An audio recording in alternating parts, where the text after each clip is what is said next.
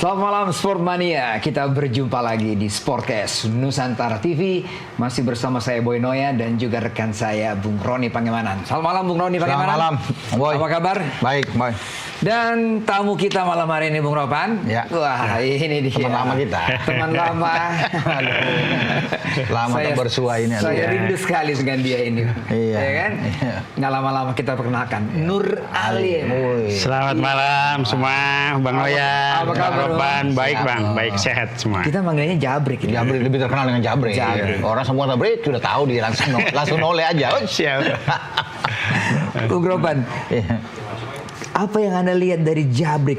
Kita bertahun-tahun kan ngikutin perjalanan karir dia baik di klub maupun di timnas. Apa ciri khasnya Nur Alim ini? Ini salah satu back sentral di tengah yang kuat lah yang ada kalau bisa bicara, bukan cuma saja di Persija atau di timnas. Kekuatan dia itu nggak nyalinya tuh di lapangan tuh. Itu kalau yang lain takut, dia nggak pernah ada rasa takut tuh bermain dengan siapapun. Iya kan?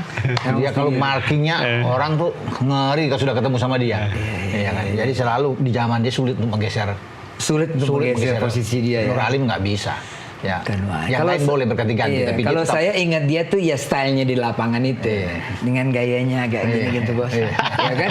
Dia kan Ciri khasnya kan? Bang Noya ya. Semua penggemar sepak bola pasti tahu, apalagi Persija, Persib semua, cara dia berlari itu kan, dengan lagi scanning pemain-pemain siapa temannya lawannya dan larinya begitu. Dan paling enak kalau lihat kan kalau dia intercept lawan kan.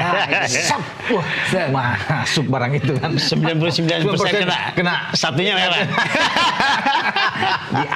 Diangkat terbang itu.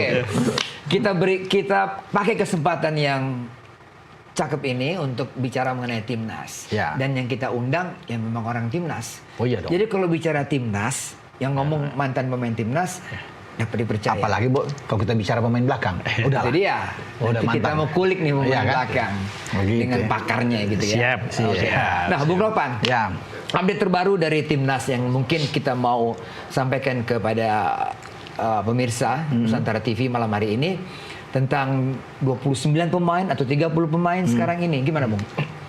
Yang terakhir ya 29 pemain yang sebenarnya kan 30. Ya. Dengan masuknya 3 pemain yang diambil sumpah di KBRI di Roma, Italia ya.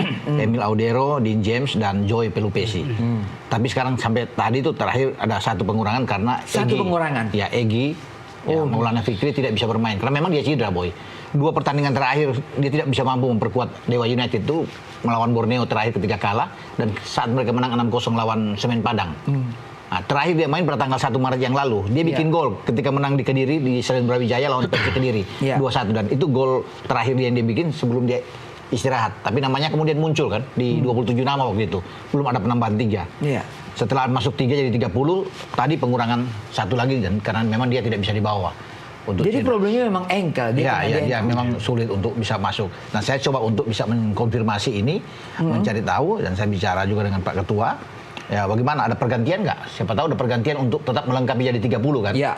Tapi nggak ada. Nggak tetap dengan 29. Jadi 29 itu akan berangkat semua. Di sana baru akan ditentukan 23 pemain yang nantinya masuk sesuai regulasi kan? Iya. Akan masuk di sana siapa 23 kita nggak tahu.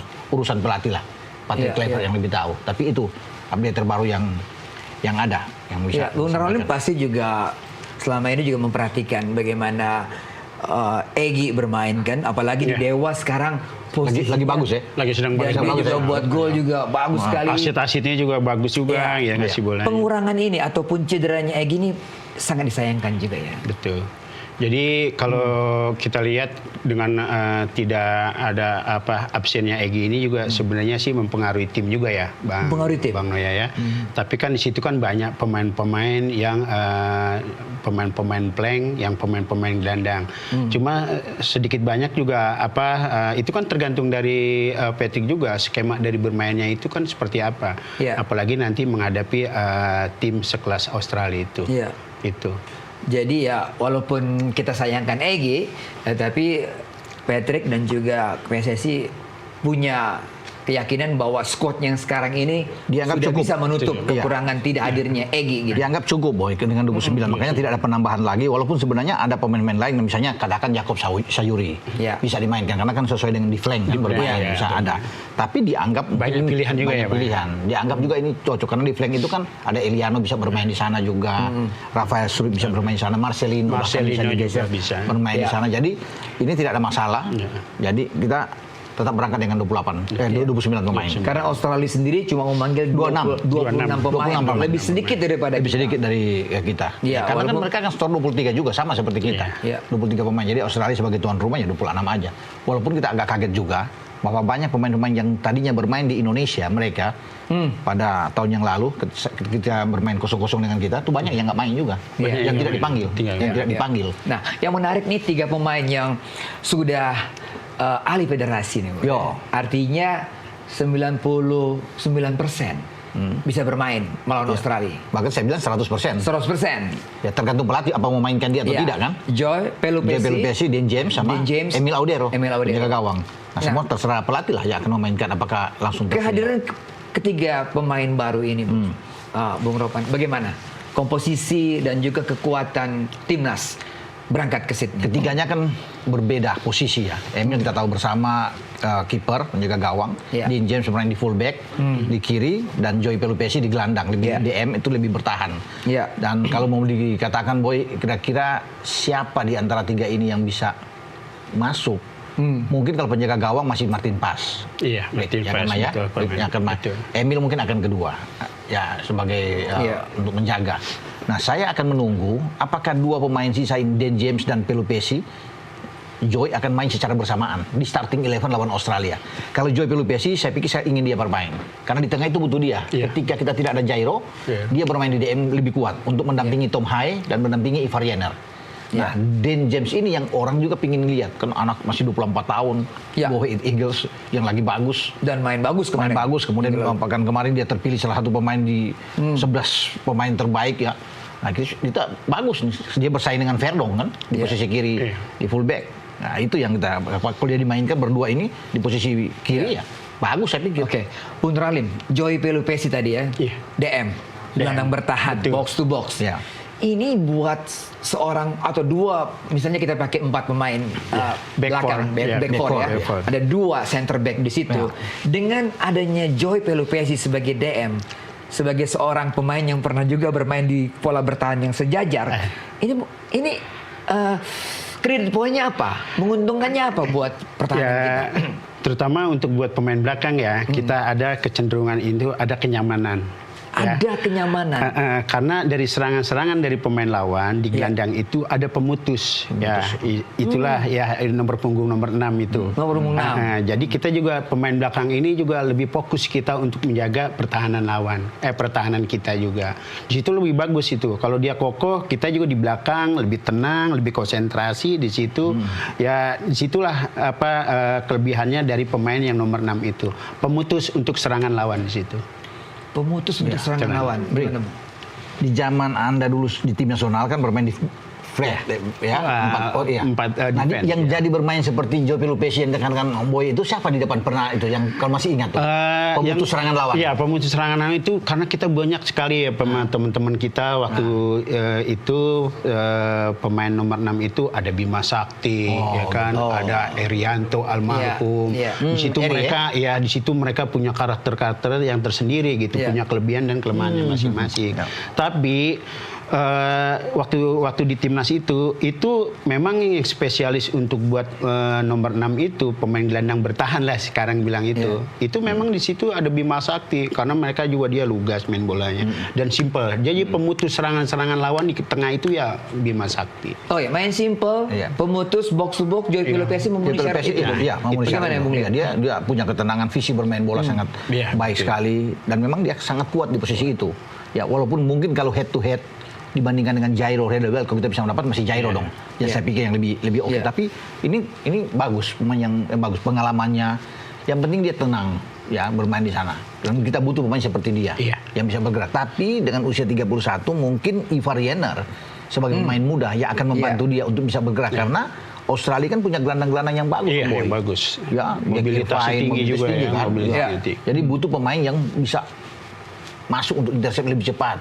Nah, dan dia akan memberikan kenyamanan buat pemain sebelum tembus ke Jai Izes dan juga ke Mes Hilgers, itu harus lewat dia juga di posisi DM ini. Oke. So, tadi pemutus serangan lawan, kalau juga build up dari bawah, Iya. jadi pemain yang Anda berikan juga, back kan berasal dari back nih. Iya. Itu DM juga bisa untuk menerima bola dari seorang libero atau seorang double stopper di situ. Ya kadang-kadang kalau kita ada di pressure dari penyerang lawan, Iya. itu kan pasti nanti kan dari pemain belakang itu kan pergerakan itu kan terbatas. Disitulah gunanya dari pemain yang kita untuk buat nomornya itu membuka ruang untuk dia bisa bergerak sebelum dapat bola. Jadi duet dengan Ivar Jenner ini ya. Iya. Saya pikir modifikasi dari 4-3-3-nya Patrick Kluivert mungkin bisa berubah menjadi 4-2-3-1. Nah, dua ini bisa bermain lebih dalam Iya. kan sebagai box to box ini yang gue bilang dengan double pivotnya itu. Nah, akan dimainkan oleh Ivar Jenner dan Joy Pelupesi. Itu bisa terjadi. Sering kali nih kita lihat pertandingan sebelumnya ketika melawan Arab, melawan Jepang atau melawan China sekalipun, Jai Izes melakukan overlap ataupun ke depan, Iya. terutama bola-bola mati. Iya, karena bola dia postur badannya Karena postur tinggi. badan tinggi dan kita ingat gol dia juga lawan Vietnam juga dengan heading. Nah, tugas DM di situ apa? Ya kalau nanti ada tendangan sudut atau bola-bola yang tendangan untuk buat corner ke kita di pertahanan lawan itu. Anda juga lakukan dulu, Saya kan? pernah melakukan juga. Kadang-kadang sih kita gantian tuh sama Aples atau apanya. Oh, dengan Aples. Disitulah nanti gelandang bertahan itu mengisi untuk buat mengcover dari pemain yang sudah Ada serangan balik lawan. serangan balik lawan. Di situ juga kita harus juga dari pemain yang gelandang itu menggantikan posisinya dari Jai Izes, kita juga bisa siap. Jadi nanti kalau kiranya ada serangan dari counter attack atau apa, mereka juga udah siap semuanya.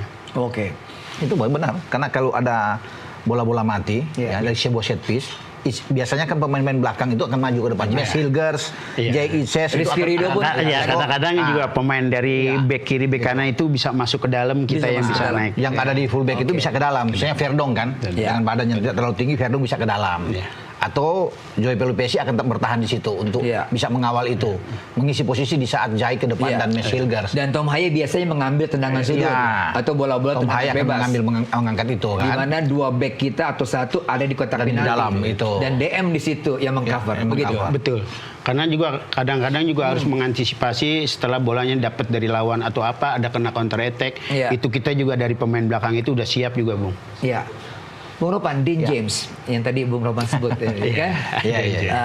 Bek kiri dia ya. Bek kiri. Bek kiri ya. Iya, betul. Ini agak sulit mungkin ya buat Patrick memilih, walaupun memang kalau ditanyakan pasti urusannya ke arah Verdong. Iya. Tapi sabar dulu Bung Ropan. Siap, Kita siap. break dulu. Kita kembali setelah pariwara berikut ini. Tetaplah di Sportcast Nusantara TV.